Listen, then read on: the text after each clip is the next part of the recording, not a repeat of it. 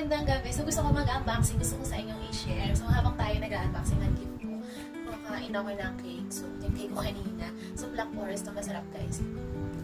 Tapos mayroon din akong Black Hole.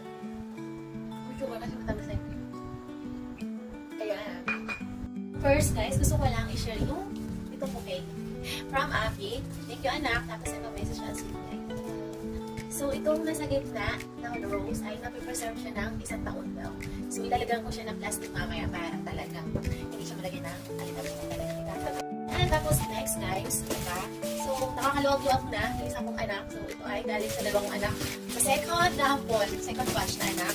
So, ito ay galing kay Jessa. So, nakakaluwag-luwag na siya. So, nasa Taiwan na siya. So, ang ganda nito guys. Pang-workout. Ayan. Thank you, Jess. Sexy dito ng mama ko. Next, ito naman from ID bag. So, isa sa mga paborito kong brand ang Focus Select bag. Yung mga followers ko na nakakaalam. Nag-select talaga yung mga gamit ko. Wallet. Favorite ko talaga sa kanila yung item ko.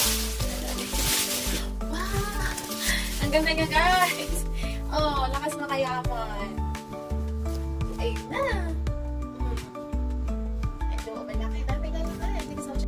And then, next, kay Gemma. So, ito, excited din ako kasi bag din siya. So, madami na niya advance gift sa akin. So, na-unbox ko na din yung iba. So, excited. Kasi excited din sila kasi akala talaga nila July, pero hindi nila alam kung ano yung exact date ng birthday ko. Kaya nakita sila. Yung pala birthday ko. Ay, oh! Wow! Ay, ito na naman ang ipag. Hindi ko alam kung paano siya buksan. White. Excited siyang ibigay yung gift ko. Gift niya sa akin.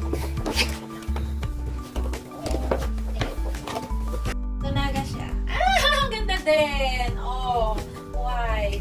Maganda din ang loob. Thank you so much. So, ito, last. Kay Ate Becky, dahil nag-aaral siya ng Nihongo. Ayan. Tapos, alam niyo ba, pag may message sa akin, naka-Japanese character yung kanyang message sa akin, hindi ko siya pinapansin. At ito, ayan. Sabi ko, hindi ko lagi naman. So, ayan. Excited na ako kasi dami niya sa akin binibigay. Sira niya po.